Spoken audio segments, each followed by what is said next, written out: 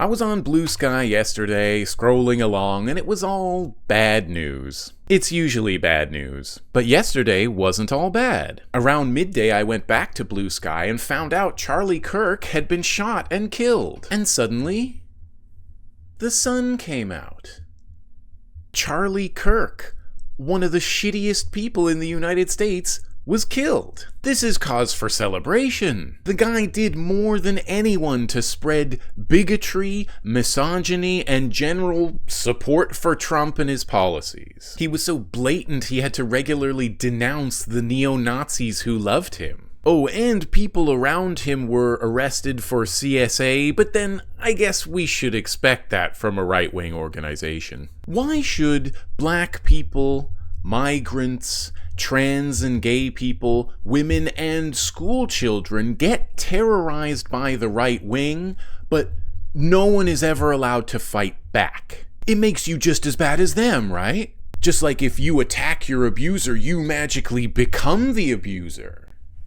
Please. Charlie is as responsible for all the right-wing violence in the US as anyone. Sometimes the chickens come home to roost. Since Charlie got shot, we've heard people who he probably wanted dead talk about how political violence has no place in a civilized country and shit like that. And I wonder where these people live and what it must be like. First, as I'm going to explain in my next video, countries are based on violence. They're founded by inflicting massive suffering, including genocide, stealing land, and enslaving people. They're held together with the daily violence of the police and the daily lies of the propaganda. The US especially has a past characterized by slavery, lynchings, race riots, violence against every civil rights movement, and workers' attempts to unionize. Second, the present-day US has so much daily political violence that it's hard to know what people even mean by political violence. There are mass shootings in the US every day. Nearly all of them are young, white, right-wing boys who've been groomed into a fascist death cult.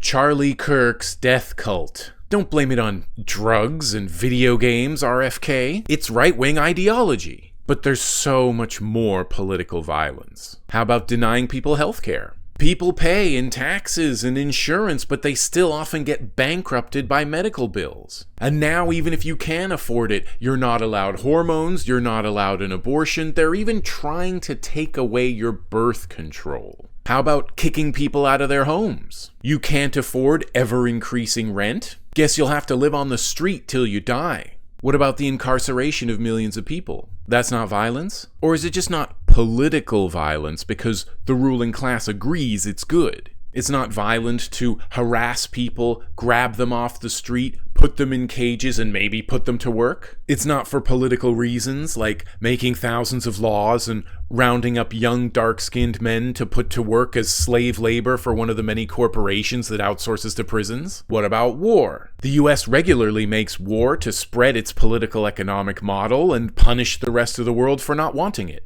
At present, it's mostly just bombing places, including 11 people in a boat for no reason. But Trump and Hegseth have hinted at getting out the old invasion machine and warming it up again. And the US sends billions of dollars worth of weapons to Israel, which Israel has used for decades now to murder thousands of people at a time. These are political decisions. Starving children in Gaza is a political choice. So yes, there is a place for political violence, and the people saying there isn't are mostly hypocrites who support the status quo. But there's one more thing we need to talk about. A lot of the people condemning Charlie's murder are saying things are going to get so much worse now. Again, I don't know where they've been, but the right wing doesn't need an excuse to do what it's already doing.